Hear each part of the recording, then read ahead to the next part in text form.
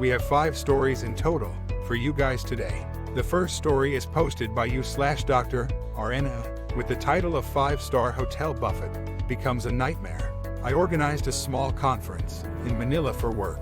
The conference was at a gated 5-star hotel that came with a very large buffet for breakfast. This buffet had everything: American breakfast items, British stuff, French, German. It even had sushi, Chinese and Thai food. The conference fee included the cost of the buffet, but if you were just staying there, you had to pay for it. I walked in, gave my room number to the host, who confirmed the food was complimentary. I'm seated by the door, as the room is almost full, so I can hear the next conversation clearly. An elderly man from China was next to be seated. He said in English, "My food is free too. I'm with her." The host attempts to seat this man with me. I said to the host that I was saving the seat for a colleague. The host said, "Wait, he's not with you." I said, "No, he's not even with my conference." The guy gets super RI mode up. He tries to tell me he's a conference attendee. I just laughed and said, "What's the name of the conference?" He said something about his secretary doing all the details. So how was he supposed to know that? I just looked at the host. The host pulls him away and seats him at another table and said, "I'll have to confirm you are a guest here before you eat." The guy gave the host the details, and I got the stink eye for a while. Cut to the buffet. I'm standing at the counter, putting food on my plate. I then realize it was that same guy. I watch in horror as he picks up the spoon for the scrambled eggs, tastes them, and puts the spoon back in the serving dish. He then picks up the spoon for the beans, tastes them, and puts the spoon back. He did this for every single dish.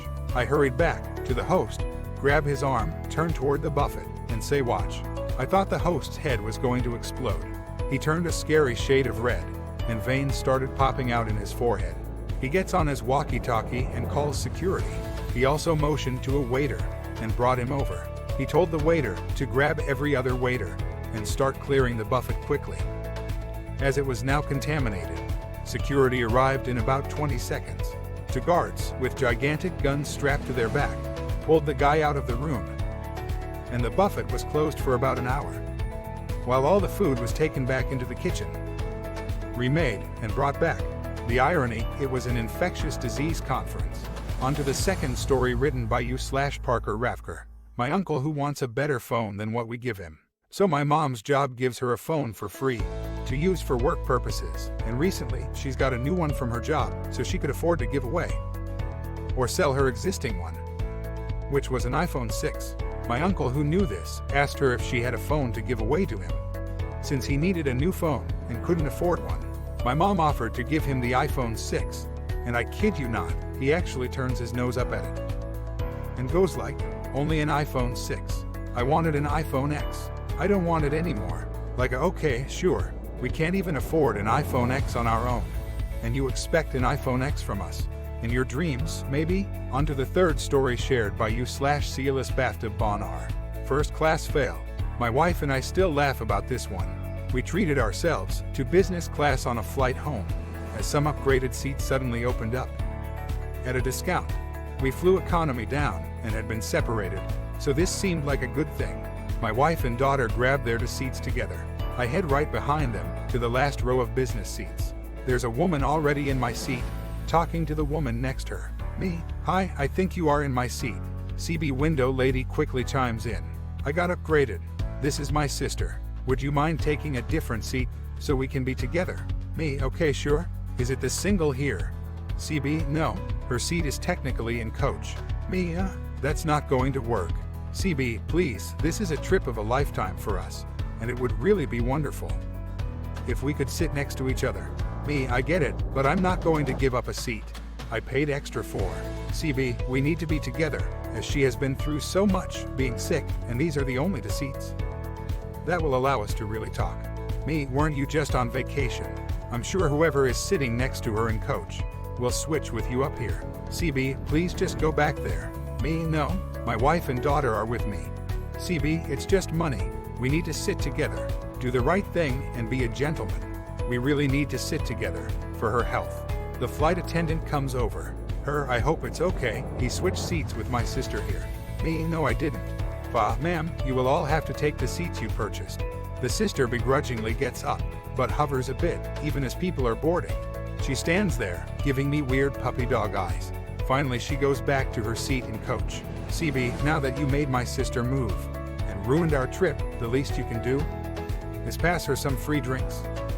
During the flight, me, no, I put on headphones. She Saturday with her arms folded, staring straight ahead for the next 6 hours. Onto the fourth story shared by you/Thorio. Man pretends to be my father. All these airplane stories made me remember when I used to fly often. Most situations are fit for our humans being bros, but I've met a few buttheads too. When I was much, much younger, my parents passed away and I was adopted by an aunt living in another state. My sister is over a decade older than me, so she chose to stay where we grew up. So every winter, spring, and summer break, I flew alone to see her and back. As some of you may know, there are extra rules for when a minor flies solo, depending on the airline. Most of the time I would get priority boarding, and once everybody else was boarded, I would be moved to the closest available seat to the front, or they would switch me to an aisle seat. In both cases, it was so I would be in their line of sight. A few times, this meant my seat was upgraded. You can probably see where this is going. The situation: names CB, lady, stewardess, me. I board along with those in need of assistance. Sit in my window seat, and stewardess comes over to make sure I'm not afraid, reminds me of the rules. I give her a thumbs up and don't get comfy, because she said this wasn't a full flight, which means I'm definitely getting moved. Enter CB and lady, who stow their bags and sit without much fanfare. After everyone has boarded, stewardess comes up to our row and smiles at me. Now, this conversation is paraphrased, simply because of how long ago this was. But CB's dumb words are ingrained in my memories. So, stewardess, hey sweetie, grab your things. We're moving you up front. Me, yes ma'am. CB, up front. You mean business class? Stewardess, that's right. We need to keep a close eye on her. She winks at me, because flight attendants are fantastic. Lady stands up to let us out, and then CB stands and begins grabbing his bag from the overhead compartment. He's positioned in such a way that I can't get out until he's done. Stewardess, sir, and since I'm a dumb kid, I have a bright idea. Me, don't worry. I don't have a bag up there. Thank you. CB, I'm grabbing my bag. I don't care about yours. He swings his bag over his shoulder and steps forward to let me out of our row. Except now he's between me and stewardess with lady. Standing behind me, he's staring at stewardess, waiting. She catches on. Stewardess, sir, I'm sorry if there was some confusion, but only the little girl is being moved up front. CB, why would you move my daughter away from me? What kind of airline is this? The look of frazzled confusion on her face matched my own. She turns to me. Stewardess, is this man here your father? Me, no, I don't have one of those. CB, don't lie. You're going to be grounded longer for lying. She's just angry because I grounded her from her Game Boy. Now hurry up and show us our seats. To update you folks at home, I'm crying because I'm just really confused, clutching at my Game Boy like a teddy bear, because like hell it's being taken from me. Stewardess, sir, what is your child's name? She had learned my name during our talk earlier. He's glaring from her to me and back again, as if one of us is going to tell him. CB, Bridget, of course. Stewardess, I'm sorry, but that's not her name. I'm going to have to ask you to store your bag and sit back down, sir. CB, that's not fair. Why are you moving a kid to business class when I'm the one with back issues? Stewardess, due to her circumstances. This is for her safety. Please sit down, sir. CB, what about my circumstances? Stewardess, please consider buying a business class ticket next time you fly with us. CB, I'm never flying with you again unless I get to sit with my daughter. This is an outrage. Stewardess, sir, please sit down. She is not your daughter. At this point, lady is behind me and has one of her hands resting on my shoulder for comfort and is holding me close to her legs, kind of like a hug, and the look on stewardess's face says, one more word from anyone, and I will escalate this situation. He stores his bag and sits down in my previous window seat. CB, I hope you don't think I won't be getting free drinks out of this. It's the least you could do. Stewardess, don't worry, sir. I don't think that. If you both don't mind coming with me, we have 2 seats available for you. since Lady is behind me, and I'm a sobbing mess. I don't know what expression she had, but she grabs her bag and follows. I didn't look at CB either, but he was sputtering, so I think we can all imagine that. Lady also got a free drink later on in the flight. So stewardess was full on in petty revenge mode, and it was awesome. Lady was seated in the aisle seat across from mine in business class. And the whole flight, she and I played hangman and did crosswords together. Once we landed, I was actually escorted off the plane first. And then a security officer walked with me to the bagging area to meet with my sister. And waited with us until we were leaving. Never saw him again, thankfully. On to the 5th story shared by you/visual delivery. You're not using it, which means I can. But because it belongs to you, you have to replace it. Hello. To offer a little context, I'm 22, female, and a 2018 college grad. Working a pretty junior position in a university student finance department. The department is pretty small, about a dozen people, including myself. My job is comprised of pretty menial tasks. Data entry, responding to query emails, that sort of thing. Special enough to have my own desk, but only a small step above coffee order taking intern. And by God, the way this CB has treated me since I started the job in September. You'd think I was the unpaid intern. CB is a woman in probably her late 40 seconds, early 50 seconds. May I speak to the manager? Haircut, super tall and skinny. A face like there's a bad smell under her nose. All the time. She constantly refers to me as love or sweetie, but I honestly just think she doesn't know my name. I'm always friendly to her, but she still treats me like, I don't know, someone's teenage daughter come for work experience. Or something. Thursday last week, CB approaches me at the kitchen table, basically just a table at the back of the office, where we have a mini fridge, kettle, microwave, etc. She puts her hand on my shoulder and fixes me with the tightest, fakest smile. Hey, sweetie, I just thought I'd let you know, you're out of hand cream. I frown, completely confused. I don't keep hand cream on my desk. And even if I did, I don't recall ever giving her permission to use it. Sorry, CB, I don't know what you mean. Again, that smile. The cream you keep in your desk. The Chinese one. My stomach drops. I know exactly what she's talking about. For my birthday in November, my Japanese friend sent me a box of goodies, including this really nice, really expensive hand cream that you can only get in Japan. I'd been keeping it in my desk, as the office is air-conditioned and my hands get quite dry while I work. That cream is a godsend, but since the end of January, the aircon's been out, so I've not been using it. Wanting to save it for when the aircon gets fixed, and I really need it. It's also in a really solid tube, so it's nearly impossible to tell that it's been used without picking it up to feel how much is left. The cream in my desk drawer, the pink one. Yeah, it's empty. Can you get some more? I'm horrified. This lady's been helping herself to my things, out of my desk. When I've been out of my seat, I truly don't know how to respond. Why were you going through my desk? She straightens her back a little at this. It's not locked. It's not like anything in there is private, but it's where I keep my personal belongings. It's like if I went looking through your handbag without permission. That's completely different, she says. Her tone is significantly less friendly. Can you please just get some more hand cream? I'd been so distracted by the thought of CB going through my desk, I'd totally forgotten the main point. No, it's from Japan, and it's expensive.